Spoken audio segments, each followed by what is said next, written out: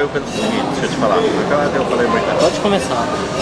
Milton Maciel, Vasto Abismo é seu primeiro livro de novelas, vai numa carreira, numa trajetória que já completa 13 obras publicadas e inúmeros prêmios literários que você conquistou ao longo da sua carreira. Eu vejo que com isso você está dando consequência a uma atividade literária que você começou ainda precoce. Você estreou em revistas, se publicava pelo interior do Brasil, participou de antologias, foi conquistando alguns prêmios importantes, publicou por grandes editoras, seu nome vem se firmando dentro do conceito crítico do Brasil. Críticos como Caio Porfírio Carneiro, Francisco Carvalho têm ressaltado a importância da sua obra, a densidade do seu texto, a fluência de sua prosa. A gente vê com isso que você é um escritor em permanente efervescência. Você consegue conjugar o seu ofício de escrever com a sua atividade diária de funcionário público.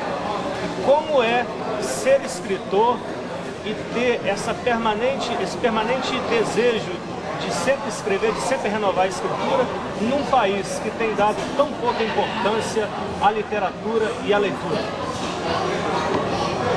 Ronaldo, obrigado pelas palavras iniciais de abertura aí. E, bem, esse é realmente o primeiro livro de novelas, que algumas pessoas acharam, como o Flávio Couto, que a terminologia não estaria correta, seriam contos longos, mas aí ele vai ter que ler para ver, e realmente não são contos, não tem estrutura maior, não são contos, embora é o caso do Alienígena, né, que você conhece, né, que é chamado de conto, né, inclusive os contos do Machado de Assis, é um exemplo, né, e outros autores do século passado, os contos realmente eram muito longos, né, depois o Chekhov começou a fazer aqueles contos pequenos, né, porque às vezes a fronteira entre e fica muito, né? O conto, a crônica, o romance, às vezes fica muito diluído. Mas o que eu queria que você ressaltasse, dentro desse contexto em que você está inserido, de um país que tem dado tão pouca importância ao escritor, à literatura e também à leitura, de onde vem a sua motivação em continuar escrevendo? Realmente, tudo não dá motivo a gente escrever, né? As editoras, né?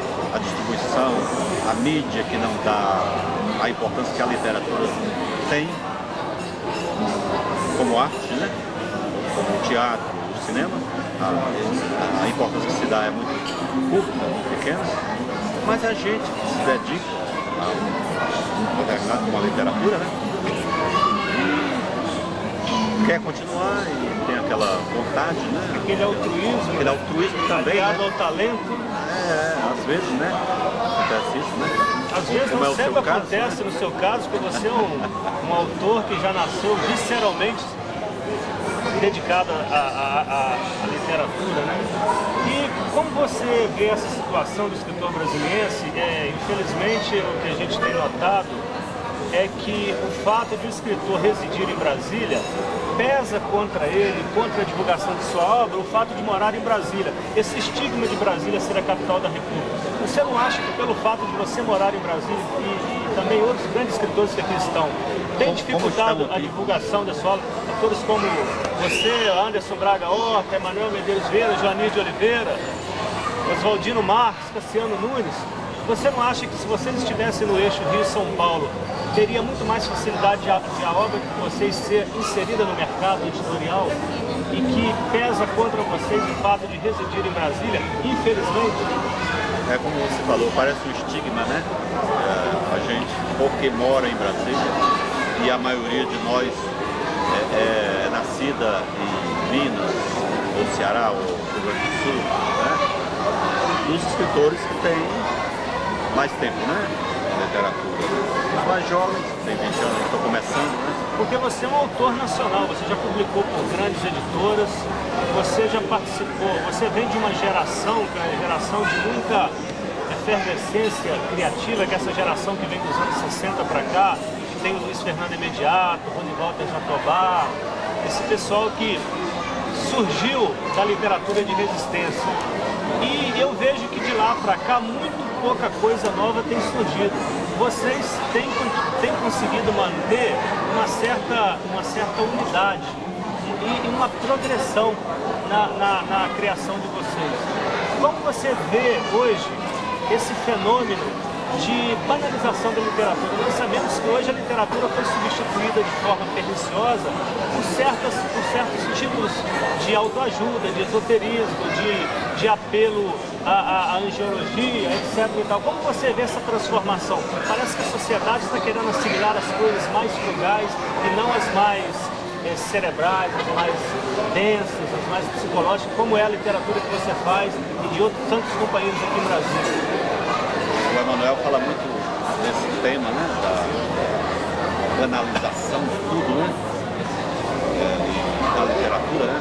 Simplesmente entra numa livraria, metade das prateleiras são livros Paulo Coelho, tipo aí, assim, tal. A literatura mesmo, né, a literatura em si, né, a melhor literatura é essa, a gente não vê, mesmo os clássicos, né, hoje. É uma estantezinha lá no canto, separado, né? Mas isso é também que o Emanuel fala, eu gosto muito que ele fala, é a teimosia que a gente tem, né? Nós mais antigos, podemos dizer, né? Como o Anderson, né? Eu, o Emanuel, estamos em Brasília, né? Há mais tempo, né? E escrevendo há mais tempo, né? Vamos dizer, na faixa de 20 anos, né?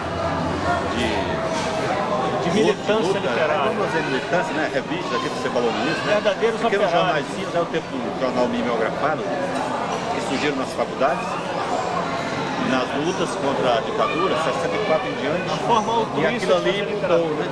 Aquilo começou nos estudantes, nos centros acadêmicos, né? Na UNE, na UNE, né? E os escritores aproveitaram aquilo para divulgar poesia. E nós, nessa faixa de idade, né? Surgimos aí, né, nos jornaizinhos, né? Continuamos. Vocês são fruto de uma geração que, através da literatura, resistiu e pensou um Brasil melhor, né? E hoje parece que a literatura caminha com uma certa alienação, uma certa passividade. Não há mais aquele engajamento, aquele romantismo de luta, né? Mas eu acho que tem os ciclos, né? A história tem ciclos, né? Eu acho que vai... Mas tá aí o Anderson para falar sobre isso aí, que é uma autoridade no assunto.